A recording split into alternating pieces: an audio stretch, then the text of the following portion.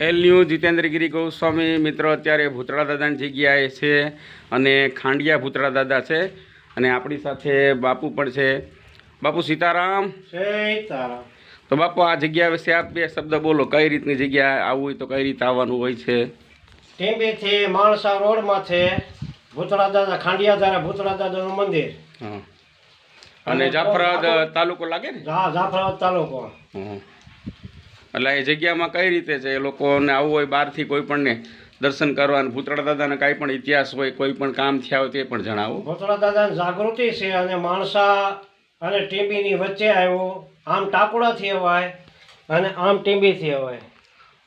ત્રાકોડાથી અવાય ને ટીંબીથી અવાય. અને કોઈ પણ માણસને ટૂંકમાં આવવું હોય તો એનો સમય છે ફિક્સ કે આ સમય આવવાનું, આ સમય નહીં આવવાનું? નહીં, હું દેશી દવાનું કરું છું એટલે કોઈ પણ સમયે આવવાની છૂટ છે બધે. દેશી દવાનું તમે કરો છો? હા. શું નામ બાપુ આપનું? વિઠ્ઠલદાસ બાપુ દુધરેજી. બરાબર. તો આપણે મિત્રો આ સાથે સાથે આપણે હમણાં બાપુની એ પણ વાત કરીએ છીએ અહીંનું કવરેજ લઈને કે દેશી દવા કઈ કઈ બાપુ કરે છે.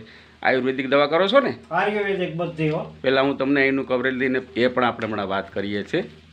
તો મિત્ર જે બાપુ દવા જે બનાવે છે, જો અહીંયા લખ્યું છે બાપુ, આ બધું હરસ મસાન બધું કરતા લાગે. હરસ મસા, દાદર ખરજો, એસિડિટી, ડાયાબિટીસ, સિકેટ, કોટ, મણિકાના દુખાવા, હાથ પગના દુખાવા, બધી દવાઓ કરો છો? આ પેરેલેસ સુધી. પેરેલેસમાં હાવ માણસ અટકી ગયો હોય ને તો હાલતું થાય. કેટલાક સમય કરો છો બાપુ? મારે 50 વર્ષ છે. 50 વર્ષ. 50 વર્ષ. એટલે તમે કોઈ સાધુએ પ્રસાદી આપેલી કે તમે? મારી પાસે સાધુની પ્રસાદી અને રામાધણીની મહેરબાની છે. સરસ. તો મિત્રો હું તમને બાપુના કોન્ટેક્ટ નંબર અહીં આપું છું. આપ જોઈ રહ્યા છો આ બાપુના કોન્ટેક્ટ નંબર છે. આ જ છે ને બાપુ 92 હા, 99 વાળો છે ને? હા, 99 255 61 287. બરાબર. વિઠ્ઠલ બાપુ મોટા માણસા. વિશેષમાં મિત્રો હમણાં આપણે તમને અહીંનું કવરેજ પણ બતાવું છું. આ રીતની જગ્યા છે ને ગમે ત્યારે તમે આવી શકો છો. તો મિત્રો અત્યારે હું તમને બાપુની કુટિયા બતાવું છું. બાપુ સંત અહીંયા રહે છે. મંદિર થોડું દૂર છે, હંમેશા મંદિરથી દૂર હોય જ છે. સંતની કુટિયા કહેવાય છે.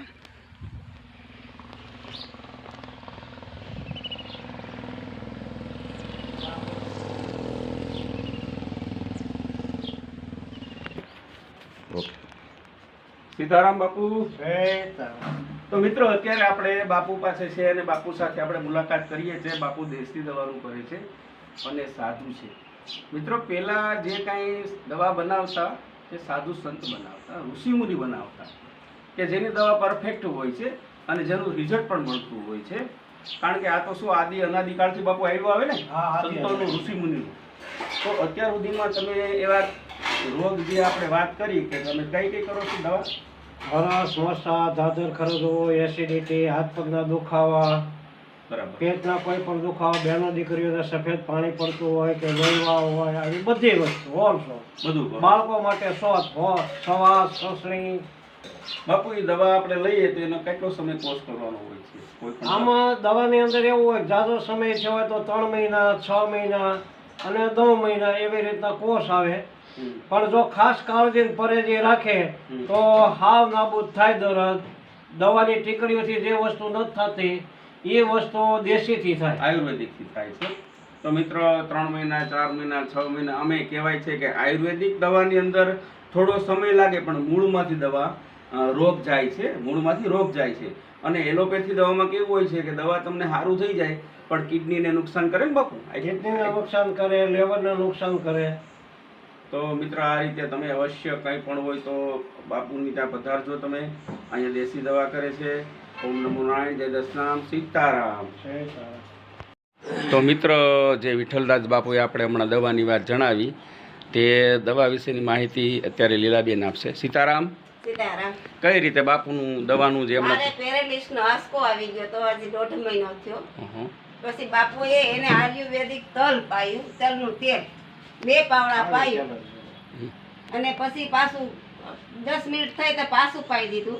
બરાબર. કરીને અડધી કલાકમાં 3 વખત પાયું અને મારી જીભાન હાવ વહી ગઈ હતી. 10 દિવસ થયા, જીભાન આવી ગઈ, એકોય નસનો એકોય બ્લોક નો થઈ અને મને અત્યારે હાવ સારું છે. બરાબર. એટલે પહેલી વાર આવી ગયેલું તમને? કાની પાંચમી વખત આવેલો. 5મી વખત આવી ગયો. મારે 2 કેન્સર છે, 2 ઓપરેશન કેન્સર ના છે.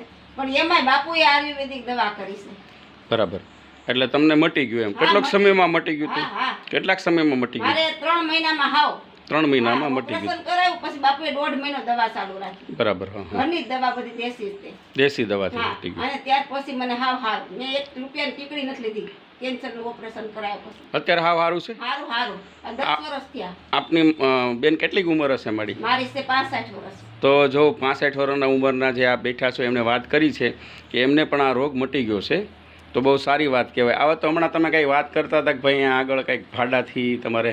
હા, પેરાલિસનો ભાડાથી રબારી ભાઈ છે, રામભાઈ નામ છે અને વીરાભાઈ નામ છે દર્દીનું. એ પેરાલિસમાં આજ 1 વર્ષ દિવસથી બીમાર છે અને ખાટલે જ પથારી વસ છે. અટાણે 3 ધક્કા ખાતા, 3 ધક્કા ખાવાથી હાથ ધીરે ધીરે ઊંચો થાય છે. સરસ. એમ તો પેરેલિસ વાળાનો હાથ ઊંચો થાય સારી વાત કહેવાય. એને ટૂંકમાં દવા તો બહુ કરાવી હશે બહુ જ પેલા? કરાવી. બિચારા ઘર ખાલી કરી દીધું છે, પણ અત્યારે સારું છે. કાલ સાંજે જ હજી આવ્યા હતા. અહીંયા ચારસ લેવામાં દવા સિવાય સેવાનું સારસ લેવામાં ન આવતું. સાધુ મહાત્મા તરીકે અમુક સેવા હું પોતે જાતે બજાવું છું. દવાઓ જાતે બનાવતા હશે ને? આયુર્વેદિક દવાઓ જાતે જ બનાવે. કે જ્યારે માણસ મેડિસિન લઈ લઈને